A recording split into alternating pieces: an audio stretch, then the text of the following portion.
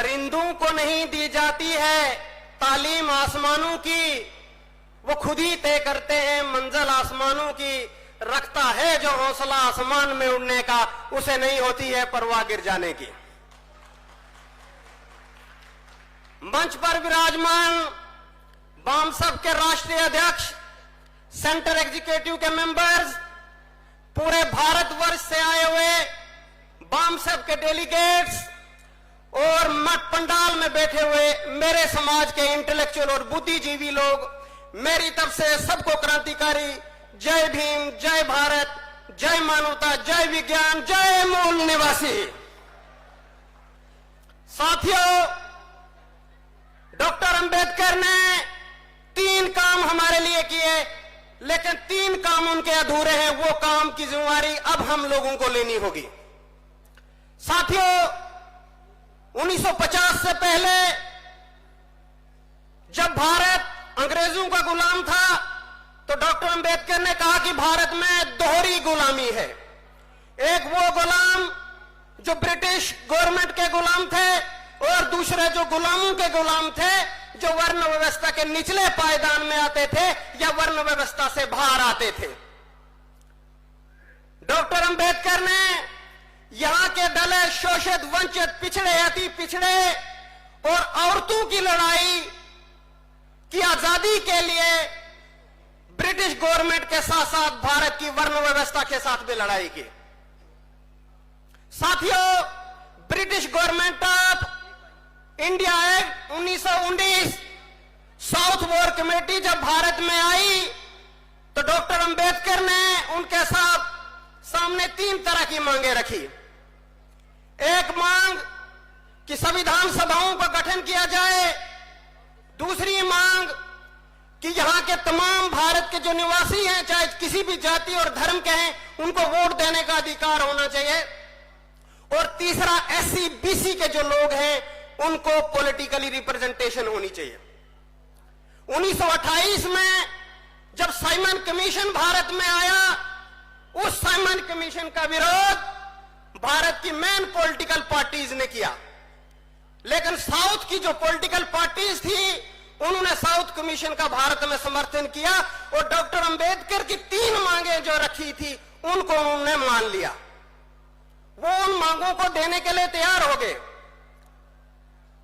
Doctor Savita Ambedkar अपनी किताब my life with Ambedkar में लिखती हैं कि भारत के दलित, शोषित, वंचित, पिछड़े, अति पिछड़े लोग को सामाजिक और राजनीतिक अधिकार भारत में नहीं था।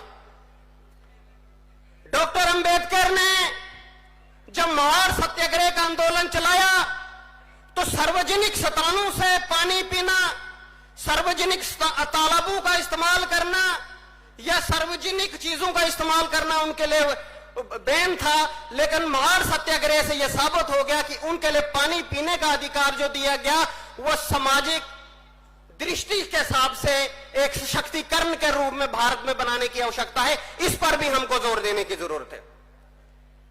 सावरकर इस टाइम में धनंजय खेर लिखते हैं कि सावरकर अनटचेबिलिटी के विरोध थे, लेकिन डॉक्टर अंबेडकर जो सावरकर की विचारधारिक दृष्टि थे उससे सहमत नहीं थे। सावरकर अपनी किताब हिंदुत्व में लिखते हैं कि हिंदू राष्ट्र जो है वो अखंड भारत का स्वरूप है।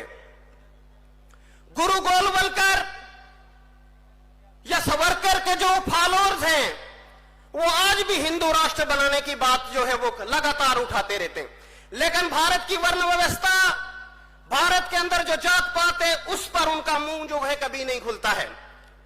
उन लोगों का वर्ण व्यवस्था में यकीन रखना और यह कहना कि यह कर्म आधारित है, यह हमारे लिए बहुत बड़ा दुर्भाग्य की बात है और एक तरह से अमानवीय व्यवहार भी है। लेकिन जब तक समाज के अंदर जात पात और वर्ण व्यवस्था बनी रहेगी, मनुवादी या जो ब्राह्मणवादी विचारधारा है, ब्राह्मण समाज या जो सिस्टम है उसमें सुधार नहीं हो सकता है, क्योंकि मनुवादी जो विचारधारा है उसके अंदर जिस विचारधारा को, जिस सिस्टम्स को वो लोग मान रहे हैं उसके पीछे जो कारण है वो भारत के श्रुति और स्मृति, वेदा, शास्त्रास, पुराण है। क्योंकि यही वो चीजें हैं जो वर्ण व्यवस्था और जाति को बनाए रखने की बात करते हैं।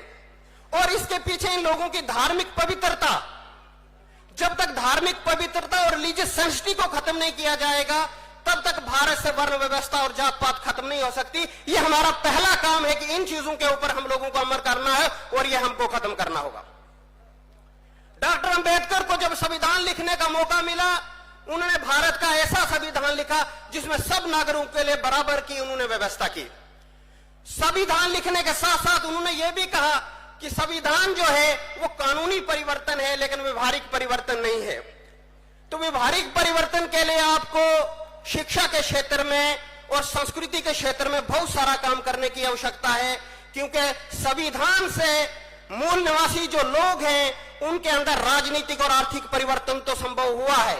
इसी वजह से वो CM, DM, professor, magistrate, doctor, engineer तो बन गए, लेकिन उनके धार्मिक और सामाजिक हैसियत के साथ आज भी उनके साथ जाति, अत्याचार और भेदभाव होता है। इस चीज पर हमको बात करने की आवश्यकता है।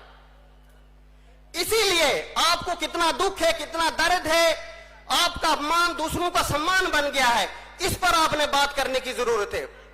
और जब तक हम ये इस चीज पर जागेंगे नहीं, क्यों? क्योंकि हमको समझने की आवश्यकता है कि हम किस दिशा में जा रहे हैं, हमने किस और काम करने की आवश्यकता है। इसलिए संविधान जो है भारत के रीढ़ की हड्डी है। अगर ये टूट जाएगी तो एससी, बीसी और रिलीजियस कन्वर्टेड माइनॉरिटी जो है वो विकलांग हो जाएं। इसलिए संविधान ही हमारा धर्म, संविधान ही हमारा कर्म और संविधान ही हमारी पूजा होनी चाहिए, ये मान के हम लोगों को चलना है। हमने अपने बच्चों को अच्छी शिक्षा देकर उनको बेहतर नागरिक बनाना है, क्योंकि समस्याएं हमारी हैं तो संविधान भी हमको ही करना है। हमारा देश और समाज, मैं जम्मू कश्मीर से हूं, फिर से तकदीर के तराहे पर खड़ा है। जम्मू कश्मीर में धारा 370 को हटाया जाना और सुप्रीम कोर्ट की उस पर मोहर लगाना बड़ी आपत्तिजनक बात है, क्योंकि धारा 370 के रहते हुए जम्मू कश्मीर में जो अनुसूचित जाति एससी के लोग थे उनको राजनीतिक, शिक्षक और वहां के प्रॉपर्टी के राइट्स मिले थे। लेकिन जैसे ही धारा 370 जम्मू कश्मीर में खत्म हुई है, स्टेट के 2 हिस्से कर दिए गए हैं, वहां लोअर लेवल ऑफ डेमोक्रेसी को इंपोज किया गया है। वहां पर सिविल और पॉलिटिकल टेंशन बनी हुई है, सारे कॉन्स्टिट्यूशनल राइट को सीज किया गया है। एट्रोसिटीज की चरम सीमा है, वो इस कारण क्योंकि इसलिए खत्म किया गया धारा 370, क्योंकि एक ही स्टेट जो मेजॉरिटी ऑफ मुसलमान जम्मू कश्मीर में थी, जो सामाजिक तौर पर, राजनीतिक तौर पर, आर्थिक तौर पर सक्षम थे, और उस वजह से हम लोगों को भी वहां पर राइट मिलते थे। हम लोगों के भी राइट वहां खत्म करने के लिए इस तरीके का यह काम किया गया।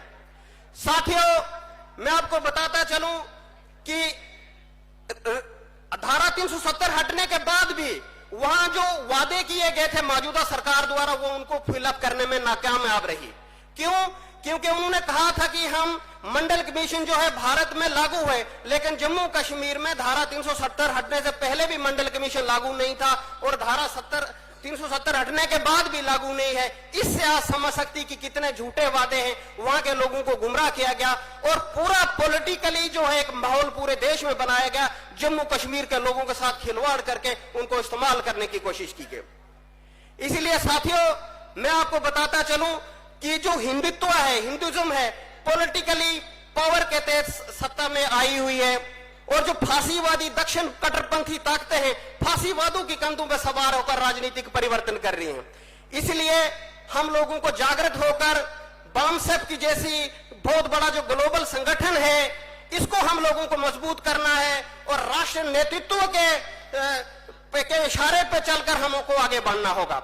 अभी जो राष्ट्रीय नेतृत्व ने 31 जनवरी को चुनाव आयोग को घेरने का जो कार्यक्रम रखा है, हमको सबको बढ़ चढ़कर उसमें भाग लेना चाहिए ताकि इस कार्यक्रम को हम कामयाब बनाएं। लेकिन इसके साथ साथ जो राष्ट्रीय नेतृत्व है उनके संज्ञान में मैं ये बात लाना चाहता हूं कि इनके साथ साथ पॉलिटिकली भी हम लोगों को ज्यादा फोकस करने की जरूरत है, क्योंकि representation of people act 1951, election rule 1961 ये कहता है कि चुनाव जो है वो बैलेट पेपर से होने चाहिए, ना कि ईवीएम से।